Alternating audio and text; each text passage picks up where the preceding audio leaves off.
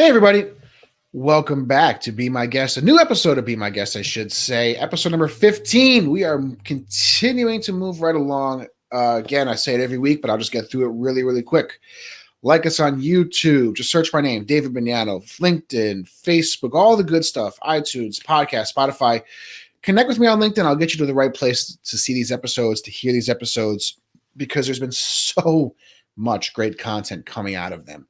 And again, I continue to get some great feedback from every episode I've put out there. So thank you all for listening.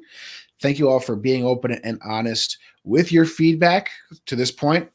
It's been really good. So let's keep on rolling with that. Another great guest today, Miss Angela Corvello, who's going to come to us from sunny South Florida. As I sit here freezing in New Jersey, she's going to make me a little bit jealous, but that's okay. Let's bring her right on. Angela, how are you? Doing well, thank you. How are you? Just amuse me, pain me, just get it over with. You don't want it. What's the temperature there today? What is it? It begins with an 8. I'll just start right there. Well, there's probably an 8 in mine too. Honestly, if I went outside, it's just probably begins with an 8. It begins with an 8, and it's a positive 8.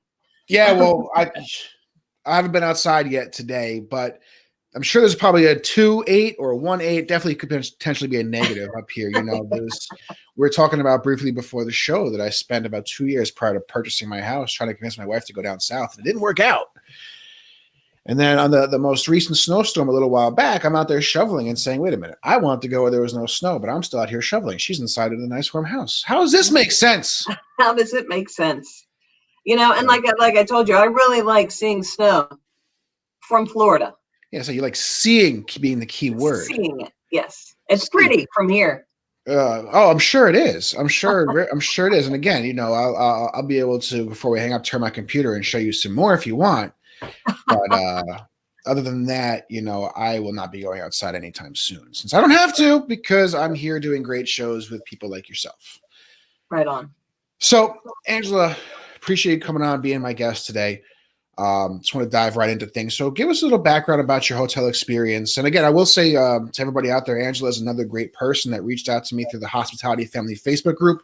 If you are not part of that group, you need to be. Reach out, check it out. And keep paying attention here. We are going to have Sarissa Olson on as one of my guests coming up in a future episode, probably 1 or 2 episodes from now, who is the creator of the Hospitality Family Facebook group. So we're going to bring her on to talk about how that whole thing started. She's a really awesome person. Been talking to her for a few months now, and just a great interview coming up with that. But Angela, give us some background about who you are, what you do, and how you are where you are. Well, I've been in the hotel industry for 27 years. I've worked most major markets and even second-tier markets throughout the country, from Boston to California, Dallas. I've been in Florida for about, I've been here for 2 years. I was consulting, so I traveled to a lot of different properties throughout the country and really got the experience of different markets and what they go through and what their peak seasons are and what they're looking to do. So I've had a very diverse career in the industry for the last 27 years, moved around a lot. And it's been my passion ever since I started as a secretary back in 1993. That's awesome. How's that for dating yourself? And I was through 9/11. I was through the financial crisis in 2008, 2010, and now I'm here through COVID. And I was going to say, so how does, obviously everybody knows this. This is probably, from a transportation standpoint, a hospitality standpoint, the worst it's ever been. So from your experience, how do you view this compared to other events in history? Well, this is the worst I've ever seen it. And mostly because most of the people that I've worked with, those who I've mentored, those who I've worked for me, are not working. And this is a long time for them not to be working. When I look at what's coming business-wise and how things have flip-flopped, to give you an example, in 2001, when 9/11 happened, companies cut corporate travel first, right? And so you're like, okay, travel's going to stop, but they're going to bring it back. We're on the opposite end of that, what makes it very, very difficult. And that corporate travel is going to be the last thing to come back.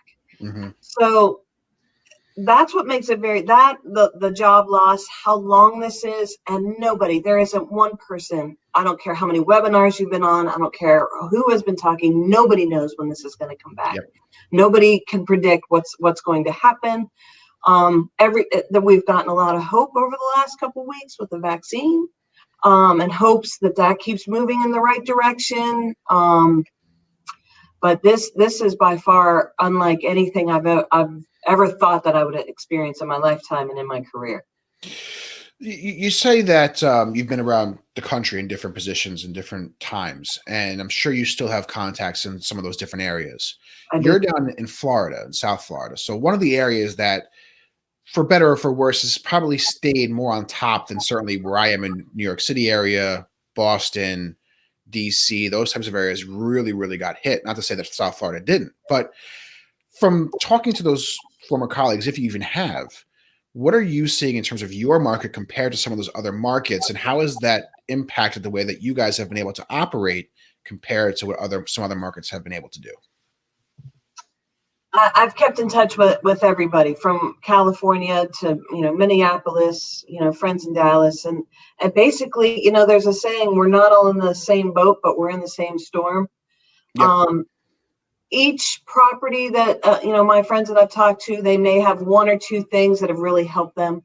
We're no different. And the fact that, we got a stroke of luck here where we had one group that needed to be here, a project team or something like that. But it wasn't until the hospitality family Facebook discussions that I realized, I only thought in West Palm Beach, when the rates got to a certain level, a certain element enters your hotel. I only thought that was here. I didn't experience that in other places. But on that hospitality family, I realized, wow, that's not just here in West Palm Beach. That's everywhere. Yep. And everybody's kind of dealing with that same kind of element where people may or may not respect, where they are and what they're trying to do and what you're trying to do. And so it's been very interesting, seeing things like that and talking to people. But everyone is searching for business. Everyone is just waiting and hoping that, one segment of business, pick it, comes back. Right now it's leisure. Everything's leisure, and that's who we're trying to market towards. But we are all in the same storm. Yeah, you're right. And I mean, it's the same storm, different boats, but certainly a lot of the similar. And you mentioned, of course, the differences in clientele based on rate. And some markets probably have never experienced that before because they've probably never gotten that low. I'm going to use New York City as an example. Yes. I have up here hotels that are in rates that are, 5-star hotels, 4-star hotels that are in places that they've never been and dealing with a clientele they've never dealt with before. And, you take that as it is, you good, the good, the bad, the indifferent on that, but from a salesperson, so you're in sales and marketing, and again, you've been through different markets and different cycles, but a lot of people in sales and marketing, and I'll use myself as an example from revenue. I'm 33. I got into hotels about coming up on 8 years now. So I've never seen the downturns, right? I've only seen progressive growth. A lot of sales managers my age have seen progressive growth.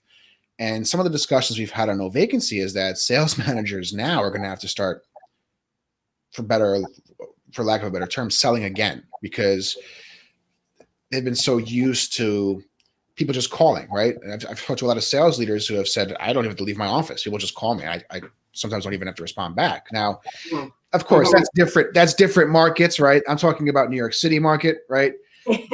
That's where people get in trouble. If you keep doing, I have done the same thing.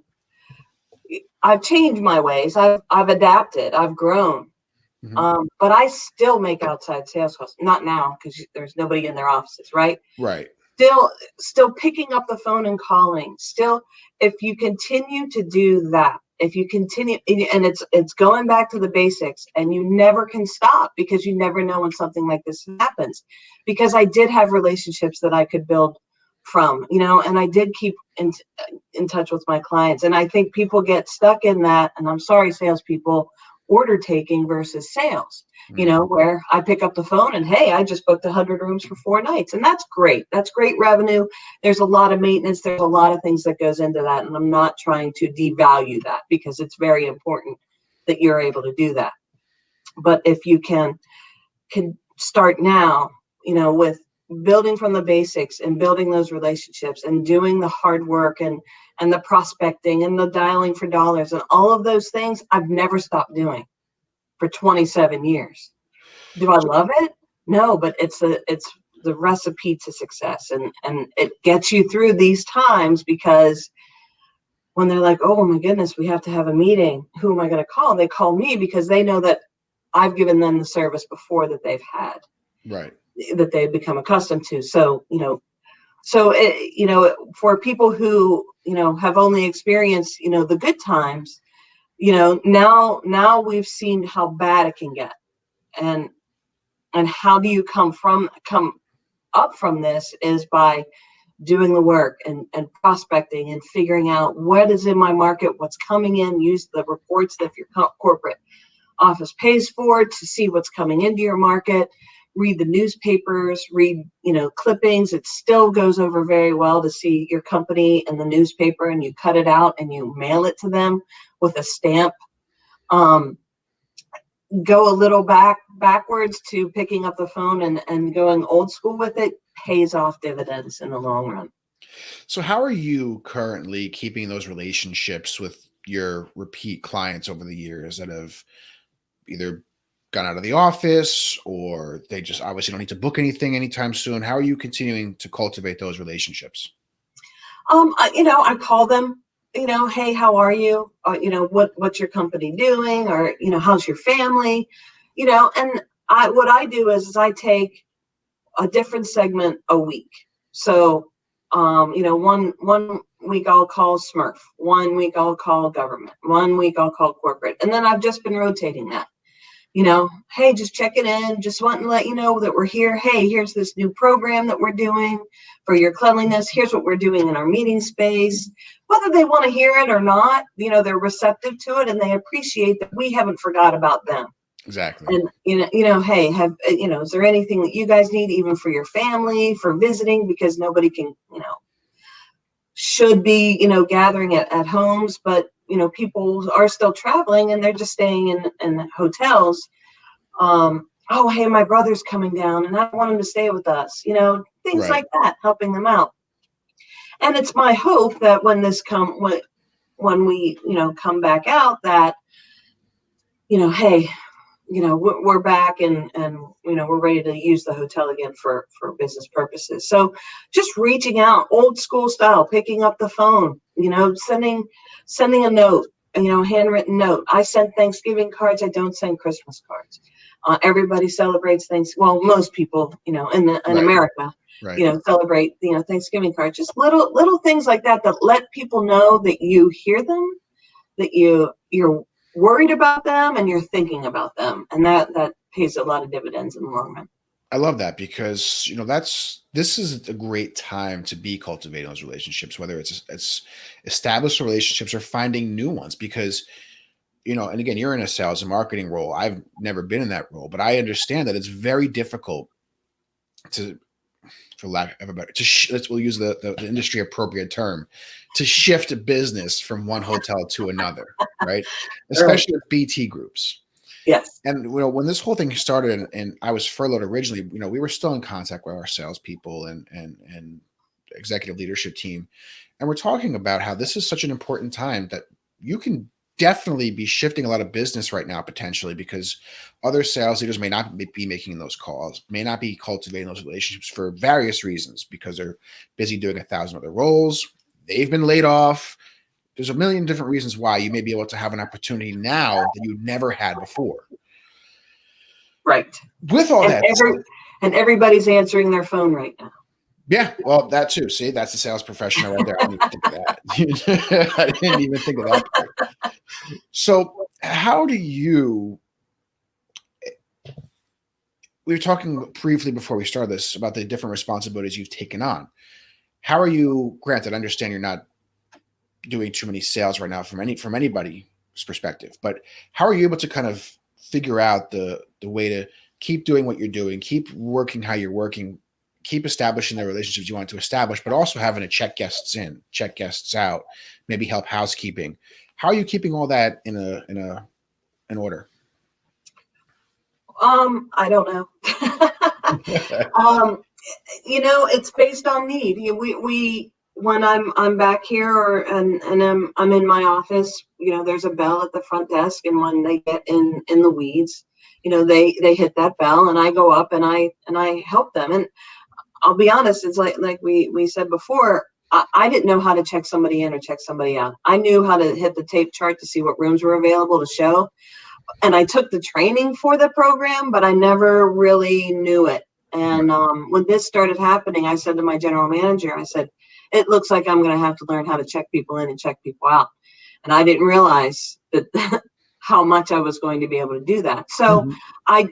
I'm grateful that I've gotten that knowledge now, that when they hit that bell and I go up and help them, I know that I can help them. I know that I can help the guest and provide assistance. And it's the same thing, and everybody that I work with, my team, understands what I have to do as well. So if I'm, helping housekeeping or helping food and beverage or things like that, I do it for a while. I come back and I check my stuff. If there's not a whole lot going on, I'll go and see who else needs help or what I can do. If the floor needs cleaned, or, there's nothing right now that I wouldn't do, Right. because that's just what we have to do right now. And I really like my paycheck. And so whatever it takes to keep that coming is what I'm prepared to do, and have been since this started. I love that you brought that up, because obviously that is a very important factor for everybody Every out there, right? So back in episode 5, we talked to my old general manager, Paul, and we're talking about how he's going through all these different challenges through all of this, but he's trying to lead a team and he's trying to stay positive. But there's always still that back of the mind mindset of, am I next, right? Will I lose my job next? Because everything's changing and things are changing every day. So I'm sure you, like anybody else who still has their role, is feeling a similar way. So how do you, for someone who is still working but feels that way, how are you getting through that? How are you kind of able to push that to the side and not let that take over your mindset?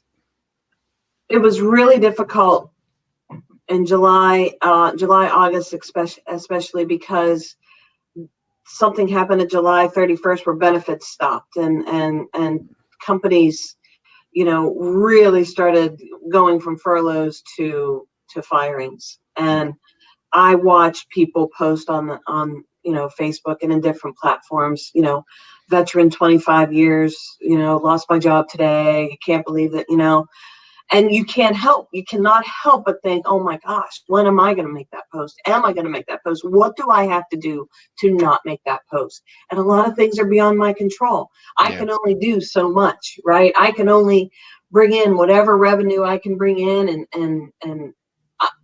but there's corporate decisions that have to be made. And when you're, 50% occupancy, which we feel very blessed to be around, Yeah, it's pretty good. you know, you wonder. My general manager is a great supporter and proponent of us staying working. We had to work 6 days in the beginning. We had to work longer hours. We had to really do things that we, at the time, in normal times, if somebody would have said, hey, I'm going to need you to work 6 days a week and I'm going to need you to work 12 hours a day, you'd be like, no, not doing it. But now, sure. Right. I'll work 7 days if you want me to. Yeah. So I pray. I try to make myself essential as possible. I try to make myself valuable, not only to my hotel, but to the company itself, by passing off ideas or business. I've been a part of some,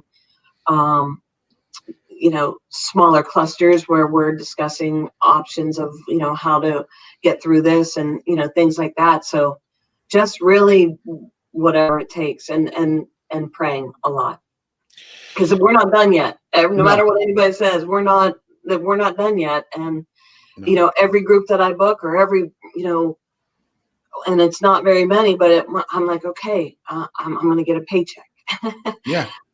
I just made my paycheck. Great. Yeah, absolutely. And I mean, just for Like for that. context, this is going to come out at well after we record this. But as we're recording this, we're probably about a week or so into the initial vaccine doses being distributed to states and being given to medical personnel and first responders. So by the time this gets aired, it's very possible we're at a different stage of our recovery.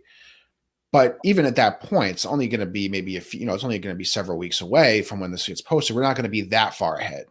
And there Right. is still a lot that's going to have to happen to really get to the point that people as a mass feel comfortable doing all the traveling and being in the close proximities that we used to be in. And we may not see that for a long time, even after everybody's vaccinated, right? So one of the first people that we saw at a lot of properties and a lot of companies get sent off, revenue people like myself and sales people like yourself. That theory being there's no revenue to manage, there's no sales to drive, so we don't need these people right now, which, there's different opinions on if that's good or bad. But going back to you still being able to work through this, which is great, what would you tell somebody who hasn't been working through this, especially if they're a younger manager, as we kind of talked about prior, that hasn't necessarily seen a lot of the sales ins and outs in a downturn? What would you tell them to get themselves back into the industry? How would you recommend that they go about finding those positions? Would you recommend leaving the industry for a little bit? What would you tell a young person or a person in general who hasn't been working? Well, I mentor a lot of younger adults, and are you okay? And um, there's two things that I tell them. Three things actually. One, I tell them to pivot. Right now, pivot. Find out what your passion is, and if you don't know what your passion is, there's a book that I highly recommend. It's called "What Color Is My Parachute." What color is my parachute is? Have you I'm read it? laughing because um, another guest actually recommended that same book about 3 or 4 weeks ago. Yeah. Um, find out what you're passionate about and go for it. And three, if you want to stay in the industry and you're a salesperson, maybe start thinking about operations. Maybe start thinking about front desk. If hospitality is your passion, it's your passion. There's nothing you can really do to change that. It's in your blood. And you've probably heard this before that, the hotel business gets in your blood. And I am one to tell you that is absolutely true. If you want to stay in this industry, it's going to be a good year, I think, in my opinion. Again, I don't know, just like nobody else does. But Right. I think until we're fully staffed, fully business, at least a year. So if you want to hold on to the hospitality industry, work the front desk. And you know as well as I do, good people in this industry move up very quickly. Yes. And as soon as there's a position open, that talent is going to move.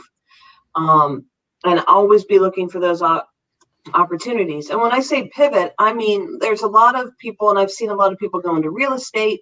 I've Mm-hmm. seen a lot of people go into property management. I've seen a lot of people go into senior living. Yep. Same kind of hospitality feel, different industry. That can only help your resume. That can only help your knowledge base for when you say, you know what, the hotel industry is back. I want to go back. Now you've got all of this experience in another industry to Yeah. bring to the table and say, hey, I went to senior living. There were a lot of similarities. I really missed the hotel business. This is what I liked and things like that. So right now, just pivot, but don't just pivot to get a job. Pivot to Mm. something that's going to build your career, your happiness, that's going to make you feel like I'm okay. I'm still moving forward in my career and in my life. And I'm not just going to go, not that there's anything wrong with working at a fast food restaurant, but if you have a college degree and that's something that you never wanted to do to make ends meet, there's other industries out there that you can do that are vertical to the hospitality industry in order to keep your foot in it, keep your knowledge base growing. That's the big thing. Keep growing and learning. Absolutely. And that's kind of been a common theme as we've done these shows. a lot of people come back to this idea of this reset, right? This is a time to reset yourself, whether it be professionally, personally. Um, Listen, everyone's situation is different, right? Yep. So um, if you're someone who maybe at the time just needs to find a job to find a job to pay the bills, that's fine. Do that, right? Sure. You got to do And what you got to do. but go into that and with that mindset of I'm still going to learn something from this, right? There's always going to be a skill you can take away. Honestly, one of the jobs I learned the most from was when I worked at the entry level sales at Apple. And I took a lot of those skills and have used them in my hospitality career. So there's certainly retail, restaurant, there's so many opportunities no matter where you go. Just to Absolutely. kind of reset before we go further, Angela, I just want to say for anybody who's listening to the audio version of this, What Color is Your Parachute is a book by Richard Bowles, Bolles. So if you're interested in looking up that book again, this is the second person that has recommended that book in the Be My Guest podcast. So again, What Color is Your Parachute by Richard Bowles. Check it out. It's on Amazon, anywhere you can find a book. I'm sure it's in Barnes and Noble. But yeah, it definitely seems like a book that can help you out if you're kind of lost in that career perspective right now. Absolutely. And look at industries that are working right now. There's a lot of people that are making money now. Look into those industries. Is there somewhere you can break into one of those that, they are still paying, Mhm. IT, or, there's a lot of, companies out there that are doing very well right now. They're There's a not lot of traveling, but they're doing well. there's obviously, and we've spoken about this again in the past. There's a lot of resources for education right now, right? Right. I mean, the knowledge of the world is at your fingertips, and Yes. you don't necessarily have to pay to get a great education in a certain thing like that. To your point of IT and maybe website coding, there are websites and there's ways out there that you can get a lot of that basic level knowledge for free. You may have to pay to go further in your career or further advance your knowledge. Right. But there are, Code Academy is one that I can think of off the top of my head that I'm pretty sure is free for the base level stuff to give you kind of at that base level knowledge and to say, hey, maybe I really like this or I hate this. Okay, that's fine. Absolutely. You're still growing. Yeah, absolutely. And I think that that's a good point that you make, that, you have to do what you have to do, but, you could start at Fry's and end up being a manager. Absolutely. You You know what? know, You know it's what? just You may be someone because again, hospitality people I feel are for most part entrepreneurial in their mindset, right? Even if you've never been someone who says I want to start my own business, to be really successful in hospitality, you're a forward thinker. You're a right. go-getter. You're anticipating needs before the guest even says they need them, right? Those are all those are all entrepreneurial traits. You may get into say, like you said, you may go stay work at a Wendy's, flipping burgers and frying fries, and move up and learn a lot about the industry. You may say, hey, I want to go start my own Wendy's and buy my own franchise. Right. And next thing you know, 5, 6 years later, you have 2 or 3 or 4 or 5 franchises. And now you just went into a whole new career path that never would have happened if you didn't take this opportunity to try something different. Yeah. I'm just giving one example, but Angela, I'm sure there's a million ways we can drive that conversation. Sure. So how are you staying so positive? You're coming off of such positivity right now, and I love it. And a lot of our guests honestly have been very positive. So what do you do on a daily basis to kind of keep that positive mindset? Um, it's in my nature. That's I'm a hopeful, positive. I'm a positive plant, as my friend would say. Um, I like to look at life with a lot of hope and positivity because it's a lot more fun for me. I think about all the things that could go wrong. I think about that, but I cannot be driven by that. I have, my mother lives with me. I have to keep her healthy. I have to keep her happy and moving forward. She's 88 years old, so that's a big driver for me. She's a positive plant as well, and I think the world needs more positivity and hope, Mhm. because you have two choices every day when you wake up. Am I going to be happy or am I going to be sad? If you're probably going to have the same day, but your body's going to react better if you're positive and looking forward to things, and a lot of people need that positivity around them because they can't find it themselves. So, I do a lot of talking, and meditation on my way to work about, put your emotional armor on and let's get through this. And it's been difficult when for months on end, every call you get is cancellation, Mm. cancellation, cancellation, cancellation. I know one day that this is going to end. I know it's going to turn around one day. I just hope I'm employed when that happens. So that's just, Don't we all, right? I mean, yeah. the good thing is you're talking about the jobs, and I do believe this, and I've said this in the past, that I believe once we do get through this, and I don't know when that's going to be, but once we do, there's going to be a huge vacuum for positions. That there's Huge, going to be a hiring frenzy like crazy. crazy. And I'm already hearing from companies to this day. I mean, on No Vacancy, we just hosted a job fair, virtual job fair with 7 companies that are all hiring dozens and dozens and some hundreds of positions. And I'm talking GM level, sales managers. I mean, not just the, like the entry level positions, there are upper level positions as well. And some of these companies are having trouble finding people, believe it or not, for various reasons that we won't go into here. But um, once we get back, as you said, people have left the industry, people whether through force or by choice, and they may find places they want to be, and they're not coming back, or They're they're all coming back. they're all coming back at some point. Yeah, but once it starts, I think it's going to be really quick. But trying, kind of pivoting a little bit from our conversation, you brought up something that we haven't discussed in the show before, and that's you're taking care of your elderly mother, who, as everybody knows, is elderly people are at high risk for COVID, right? Hmm. How are you dealing with that? Of I'm doing all this extra stuff at work. I'm getting the negativity from the cancellations. But you also have the added pressure of one, taking care of your mother, two, making sure that while you're at work, you don't bring something home, right? Which I'm sure is very scary. Yeah. So let's talk about, if you don't mind, let's talk about that parallel for a second, that side of things, because there are other people out there listening to this that I'm sure are in similar positions of having to deal with a high risk person, whether it be elderly, whether it be someone with asthma, whether it be other autoimmune issues. How are you handling that part of it from your own mental standpoint of making sure that everything that she needs is taken care of and that she's safe and healthy? It's been an evolution since the beginning of this. If you want to know what it feels like, it's like walking on a tightrope. I can't take any chances on that tightrope. I can't accept an invitation to a happy hour at a bar. I can't go to a party at somebody's house. Those are things I just can't do. I won't do because of my responsibility to keep another human being safe.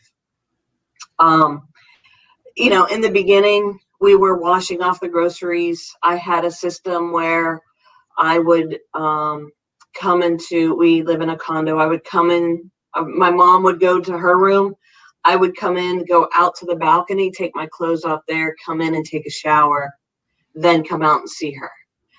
The groceries were washed, and as we have learned more about things you should do, shouldn't do, or whatever, that's changed over time. But I always when I make a decision, I sanitize the hotel as much as I possibly can. We enforce masks. My employees have been very good. They all have their reasons for why they need to keep safe and healthy. Right. And we've all worked together really well while we're at work. We wear masks during meetings. Nobody is slacking off, and everybody believes that what we've done is we're going to continue to do well past this, because it's just the right thing to do. So it's kind of you just have to make different choices. You have to I've had I'm a traveler by nature, so I Right. can't do that. There's just certain things that I'm not prepared to do. Keeping everybody away from my mom, and my mom has been a trooper. She's quarantining. She does all the right things as well. So she helps. She takes care of our house and keeps it clean. So we have our processes that we do, and mentally it's tough. It takes a lot of resilience. It takes a lot of conversations in my car to and from work about how we're going to get through this, and okay, what are we going to do, and it's and every day it's just continuing it, and it's become habit now. Right. Whereas I didn't even think about things before. Now it's just habit to think about, okay, is that a safe situation for me? And I'm willing to make those sacrifices to keep another human being safe. And that's what it takes. And it's so hurtful now as you talk about that. And you can hear the passion in your voice for obvious reasons, right? And I have similar, my parents aren't living with me, but they're both elderly and they're both high risk. And it's so hurtful when you see people who just don't care about the process, right? Yeah.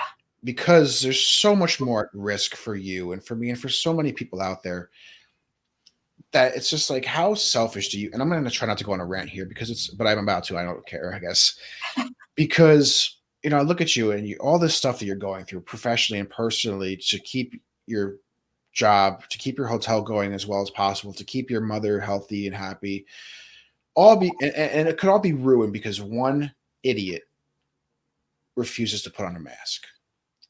We're talking about the most simplistic of things to do is just where, even if you don't believe COVID's real, fine. If you think it's all propaganda, fine. I'm not going to judge you. I'm not going to criticize you. It's your opinion. That's fine. But why can't people just have the common courtesy for the next human being to just do it anyway, right?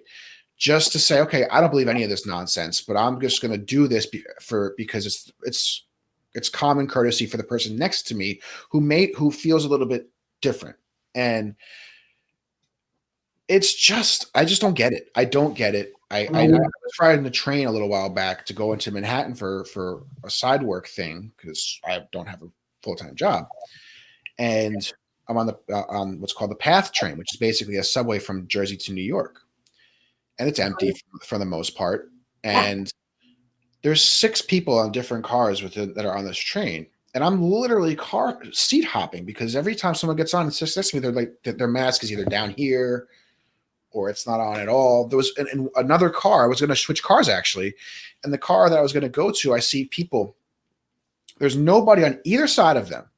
They're sitting across from each other, masks off, talking to each other. Now, if anybody's been on a subway in Manhattan, it's not quiet. Okay, to talk to somebody across the aisle, you need to scream at them for them to hear you.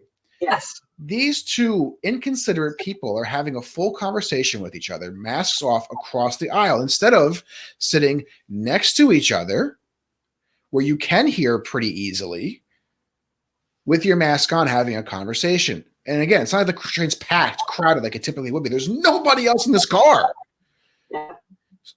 So when they come into your hotel, I'm sure people come into your hotel without masks on. Yes. And it's like, it's infuriating. It has to be infuriating. And on top of all that, I'm sorry to cut you off, but on top of all that, it's also killing the travel industry because flying is actually safe, right? It is safe. There's been studies done recently.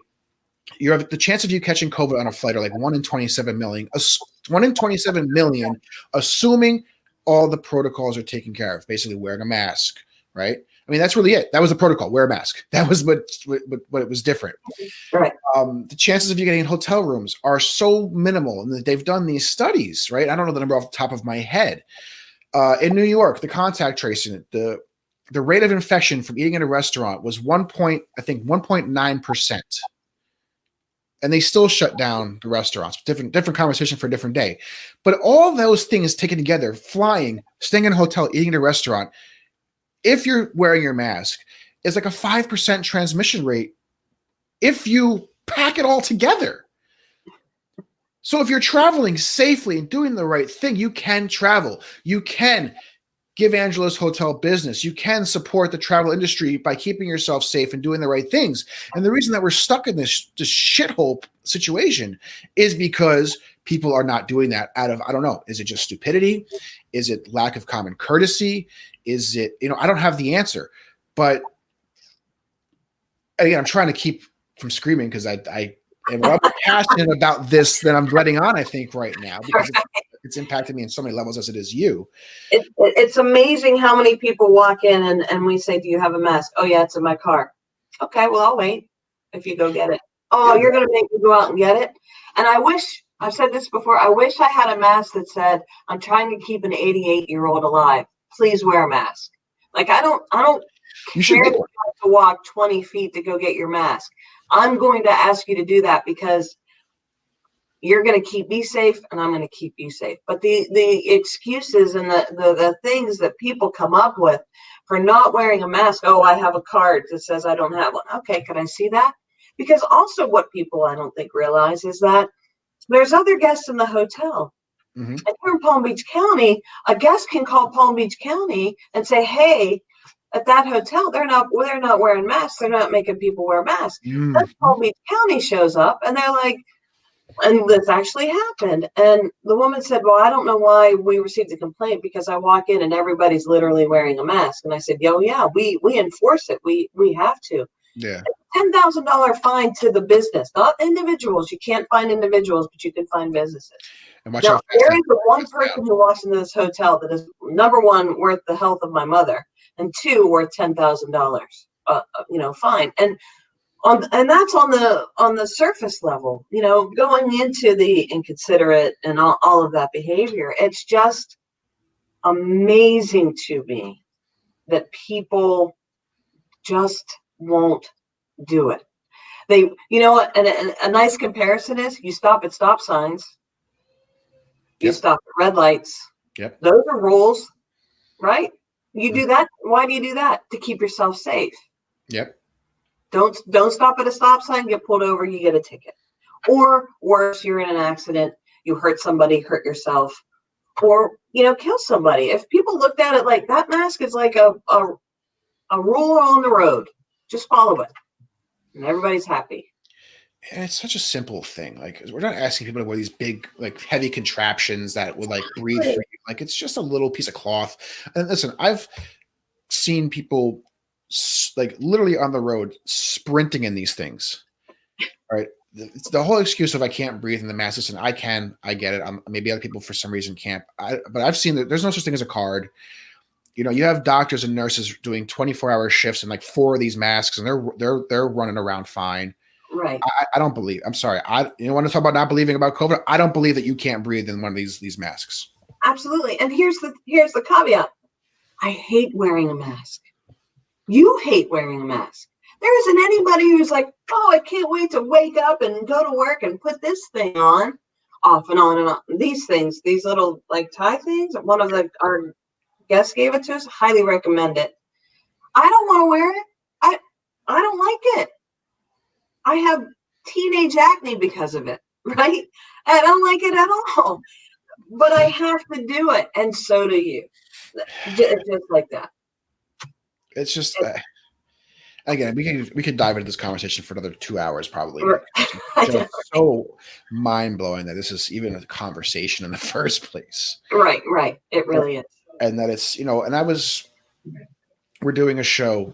We're doing one of our no vacancy shows, and somehow some of the conversation came up, and someone said like, they were saying, oh well, this happens because of this, but you're saying that masks are going to save us all. Why wear a mask? I mean, we deleted the comment right away, but it's like there's no it doesn't make. It's not an argument. Just do it. Yeah, that's it. That's really it. So now, we're running short on time here. What for you when you see that happen, and you talk about guests come in and they kind of give you a little pushback, whether I'm sure some give more than others. How do you get through that? Obviously, you have to grit your teeth and be polite, but do you go in your office and just like get really frustrated for a second, or do you just let it right off your back like most other hotel type of things? How do you do that? I absolutely won't talk to them. I'll come back to my office, grab them a mask, and be like, "You're going to need to put this on, or we're not checking in." We have the plastic, excuse me, in between. Yeah, but I'm not going to be in a conversation without somebody with a mask. It's just in an indoor space. It's just not going to happen. So I don't. How do you keep your emotions about you? Because you have your mother on your mind, you have your business on your mind. How do you keep your emotions about you when this person is giving you this type of crap? I have the support of my general manager that we agree that this is something that has to happen. And if you're not willing to do that, then we're not going to check you in. Period.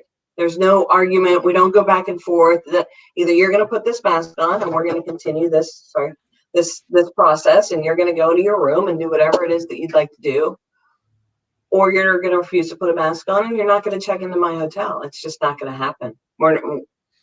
We would forego that room revenue Right. for the safety of the people that are around us. Because if you're not willing to wear it at check-in, that means you're not willing to wear it when you go to breakfast in the morning. You're not willing to wear it in the fitness center until you get to your machine. You're not willing to do it anywhere else. So we don't want to walk around. We don't want to walk around being like, put your mask on, put your mask on. Hey, do you have a mask? We don't want to do that either. You're not the police, right? You're not the law enforcement. You've seen people get into fights, people get killed. Yes. Because just at there's a security guard at stores that just say put on a mask and someone gets stabbed or shot over. Like, it's so insane that it gets to that level over something so simple and so mundane. Yeah. And the minute somebody says, hey, guess what? We don't have to wear masks again. I'll never wear one again. I'll have a bonfire. We can throw all our masks in there and celebrate. Hey, we did it. We don't have to wear them again. Yeah. So my last question for you, talking about masks, as this whole thing has come through, and you're obviously very passionate about this, and your hotel's very passionate about this, as you should be. It sounds like West Palm Beach County is pretty passionate about it as well. Whether that's, I don't know if that's currently or if it's always been that way. But point being, different areas of the countries have had different regulations, and there's a perception from other areas of the country. I'll just use my perception, or perceptions that I've heard from up here, especially. Florida doesn't give a crap. Florida is full anti-mask. Florida is the wild, wild west. They want to go party and congregate. And if you go to Florida, you're going to get COVID.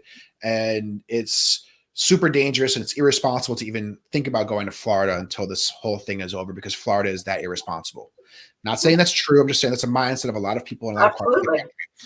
How do you, as a salesperson, trying to bring business to your hotel and trying to bring business to Florida, overcome that?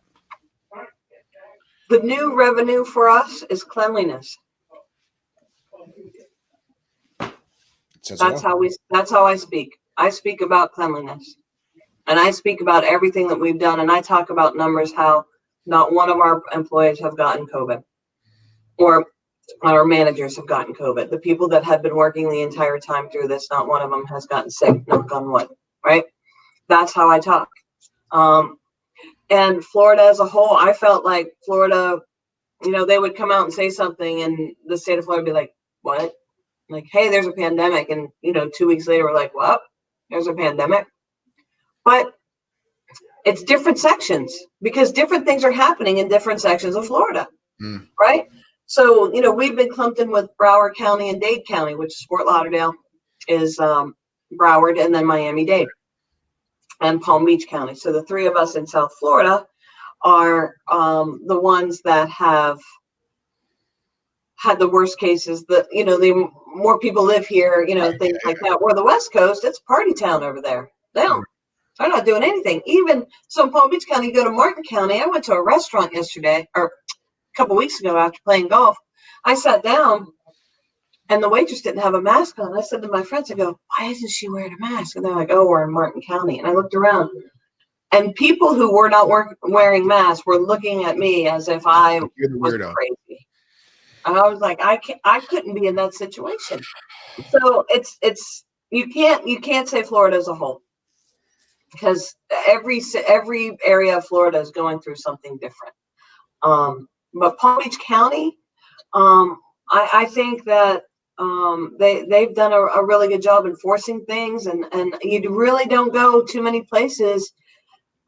There's a lot of outside dining, which helps us. So I really don't run into a lot of situations in Palm Beach County where people are not attentive to what is happening and doing the right things. That makes me very happy to live in an area that does that. Yeah, no, that's great. And it's unfortunate was it Mason County? The county that wasn't wearing masks you were just talking about? Martin County. It's so unfortunate that is like that over there, because that is impacting your whole state, right? And I've talked about this in terms of countries, but coming here from New York, I'm not going to think if I can go to Florida and stay at your hotel because you're safe. I'm just going to think I'm not going to Florida, right? And I'm just using I'm using myself as a general example, right? Absolutely. So that's going to slow your recovery. It's also Yes. going to slow my recovery because people aren't going to want to come just not going to want to travel, period, right? That's right. That's right.